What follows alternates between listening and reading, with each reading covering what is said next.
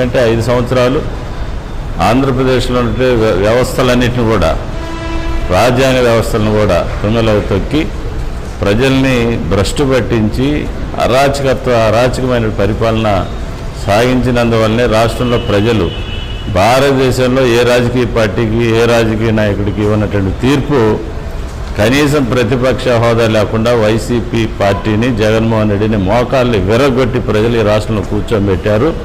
ఈ లేసేటటువంటి ఇలాంటి పిల్లి మొగ్గలకి, వీళ్ళు చేసేటటువంటి ఈ యొక్క ధర్నాలు, ర్యాలీలకి ప్రజలెవరు కూడా సపోర్ట్ చేయరని చెప్పేసి ఒకే లక్ష్యంతో ముందుకెళ్తా ఉన్నాడు ఈరోజు ముఖ్యమంత్రి నారా చంద్రబాబు నాయుడు గారు. పేదలకి కార్పొరేట్ వైద్యం అందాలా, నెంబర్ 1. ఈ మెడికల్ కాలేజీలన్నీ కూడా పూర్తి చేస్తే వైద్య సీట్లన్నీ కూడా, ఎంబీబీఎస్ సీట్లు కానీ ఇవన్నీ కూడా పెరుగుతాయి. పెరిగినందువల్ల ఈ రాష్ట్రంలో పేద విద్యార్థులు అదనంగా దగ్గర 1700 సీట్లు పైచీలకు ఎంబీబీఎస్ సీట్లు అవి వస్తాయి.